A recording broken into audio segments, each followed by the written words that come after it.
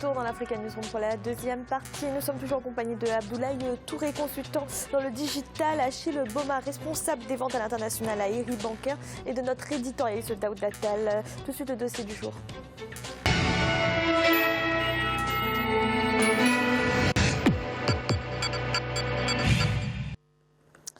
L'Afrique, berceau de l'innovation bancaire. Cette affirmation peut paraître paradoxale quand on connaît le faible taux de bancarisation du continent. Et pourtant, c'est cette situation qui pousse aujourd'hui à une digitalisation à marche forcée des services financiers dans un souci d'inclusion financière des populations. Birama Saonera. Le système financier et bancaire africain à l'heure de la digitalisation. L'éthique, technologie de l'information et de la communication contribuent à améliorer l'efficacité opérationnelle des banques sur le continent. Elles sont aussi des leviers clés de la défense et du développement du secteur financier et bancaire.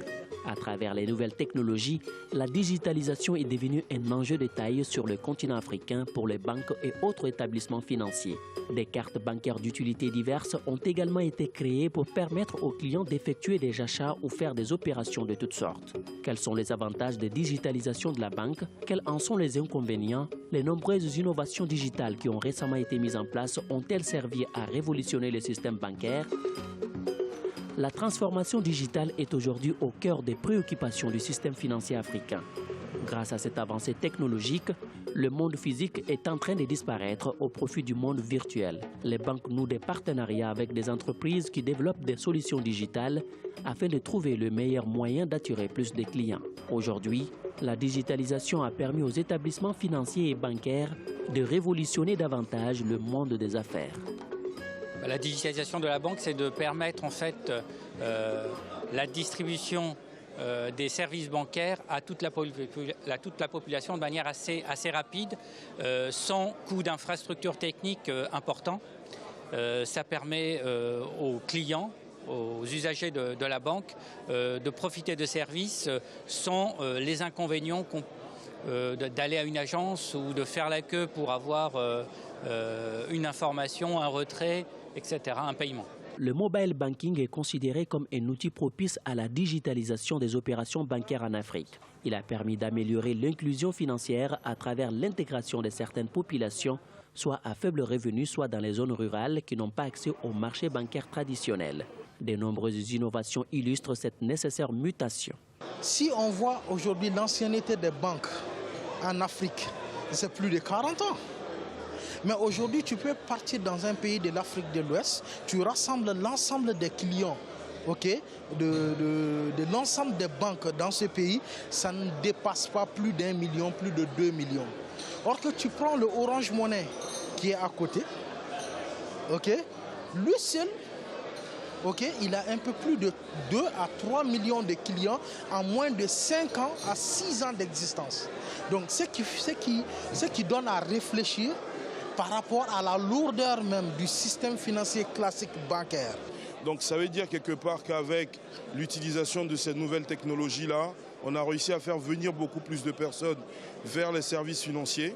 Et quelque part, finalement, c'est une opportunité d'une certaine manière pour le secteur bancaire parce que ces gens-là ne seraient pas venus sans cette nouvelle offre-là vers les services financiers. Mais après, ça peut donner aussi plus d'appétit aux acteurs télécoms et ça peut intensifier la concurrence pour les banques. Le taux de pénétration de la téléphonie sur le continent est estimé à environ 95%. Sur le continent, les mobile banking s'avèrent aujourd'hui incontournables. Pour les experts, l'adaptation des banques à cette forme d'opération financière est de plus en plus nécessaire. Dans tout modèle économique, il faut toujours s'adapter. Et les banques sont obligées de s'adapter pour continuer à évoluer et se développer. Ces solutions qui sont proposées de nos jours, c'est des solutions qui répondent à des attentes d'un certain nombre de clients. C'est-à-dire que les clients aujourd'hui, ils sont de plus en plus attachés à des solutions rapides, qui proposent beaucoup d'informations. Donc les banques sont obligées d'intégrer ces modèles dans leur business model. La digitalisation du service bancaire est une réalité en Afrique. Certains pays sont des laboratoires pour l'intégration du digital dans les services financiers et bancaires. Cependant, les risques des nouvelles technologies dans le secteur ne sont pas à minimiser.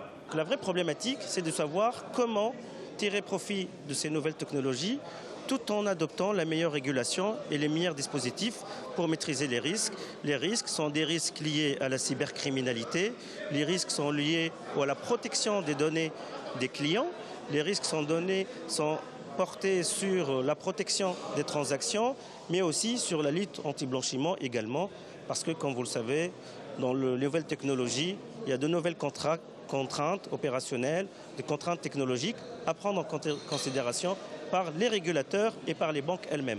Le mobile banking permet par exemple de faire les opérations bancaires traditionnelles. Il s'agit de consultation des soldes, du virement depuis son téléphone portable ou son ordinateur. Pour pallier aux potentiels manquements, des mesures ont été prises pour sécuriser davantage le système bancaire. Nous avons une méthode de travail qui nous permet d'anticiper sur les difficultés. Bon, aujourd'hui, ce que nous faisons, c'est s'accorder avec les banques dans la gouvernance de ce projet pour que la qualité du service soit au rendez-vous, la sécurité soit au rendez-vous. Les opérations financières à l'aide des téléphones portables ont rapidement supplanté les banques classiques dans certaines parties du continent. Aujourd'hui, cette révolution technologique a permis le développement du système financier des États. Grâce à ce système, le continent est passé d'un taux de bancarisation de 24% en 2011 à 34% en 2014. Achille Boma, le digital, c'est la clé aujourd'hui de la bancarisation en Afrique?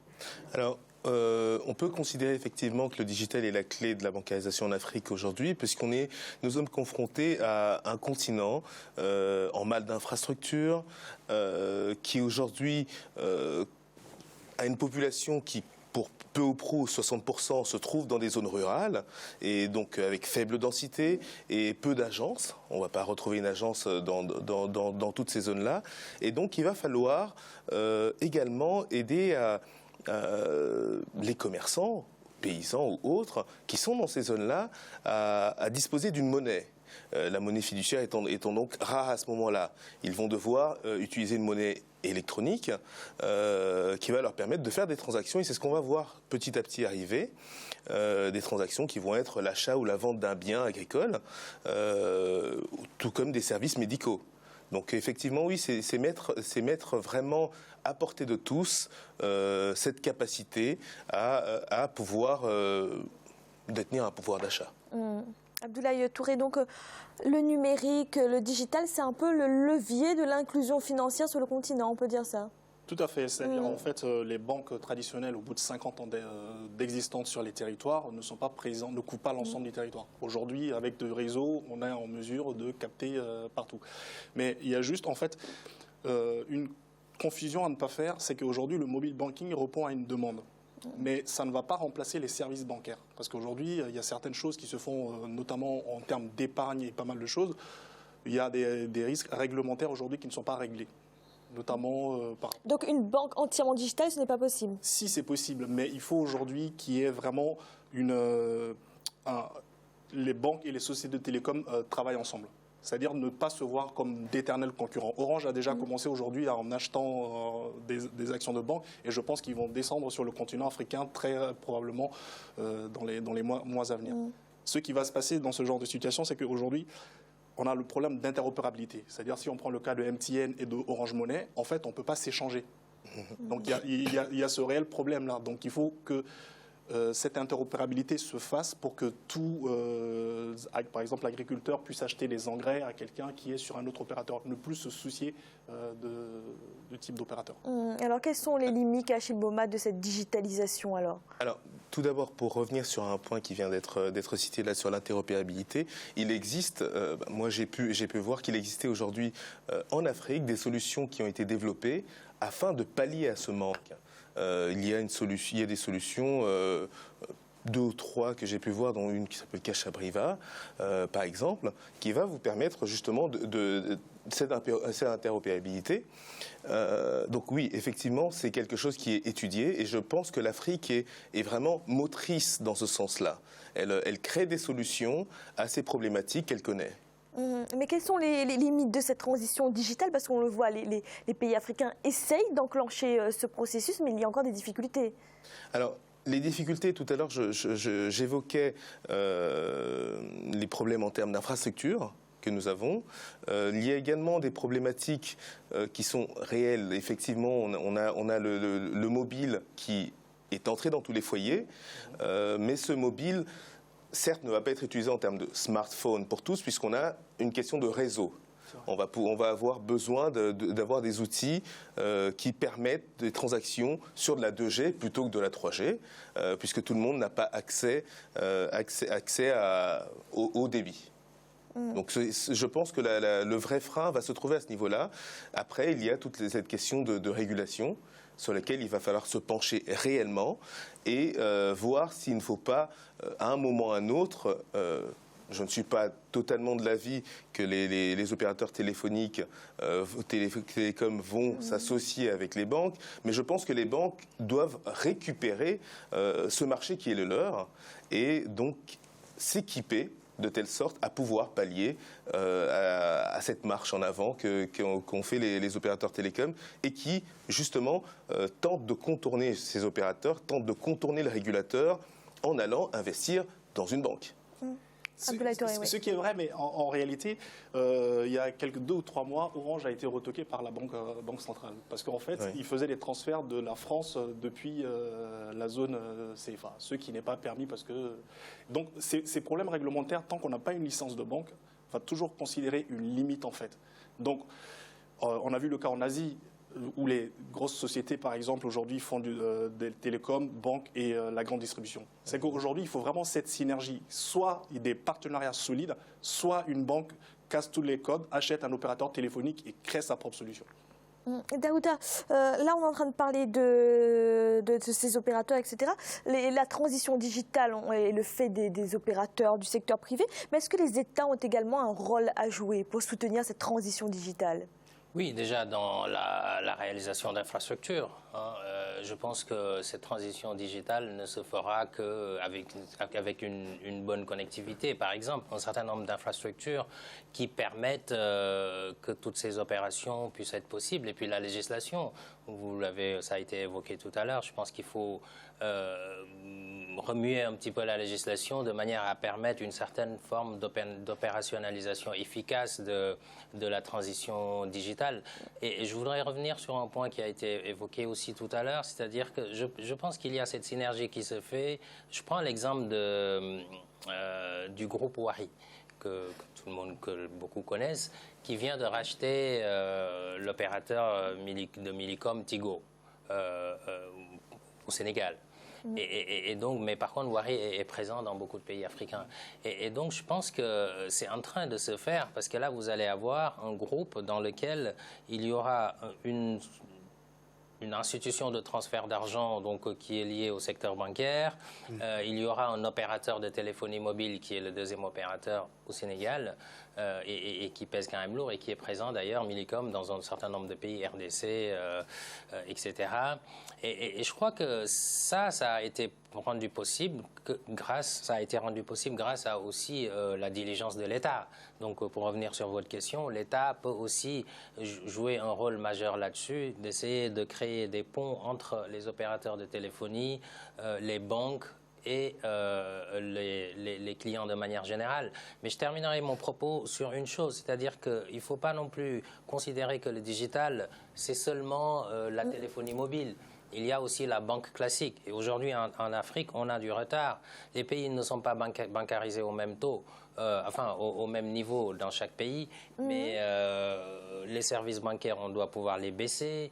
Aujourd'hui, je ne suis même pas sûr que quand vous vous adressez à une banque classique, que vous puissiez faire votre virement à distance depuis votre ordinateur, sans frais, que vous puissiez faire un certain nombre d'opérations. Je pense que là-dessus, il ne faut pas oublier aussi tous ces clients-là qui ne passent pas par le mobile banking et qui aussi doivent avoir accès à une bonne digitalisation. En France, par exemple, dans les pays européens, vous pouvez faire vos opérations depuis un ordinateur.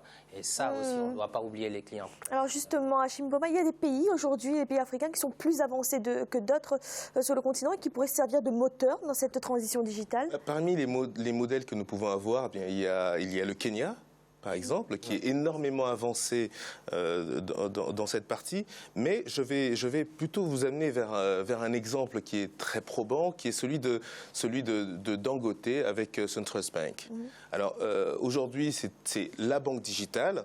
Bon, je pense qu'il va nous falloir un peu de recul pour pouvoir mesurer réellement le niveau de service apporté à ce moment-là. Mais aujourd'hui, tant le Kenya que le Nigeria se mettent dans cette marche en avant avec la possibilité d'offrir des services bancaires à l'ensemble des clients. Aujourd'hui, la digitalisation est tellement avancée au niveau du Kenya que j'y suis allé récemment et j'étais quand même assez étonné de voir à quel point le mobile payment est quelque chose de totalement naturel. Moi qui viens de la RDC, je ne l'ai pas vu aussi fort.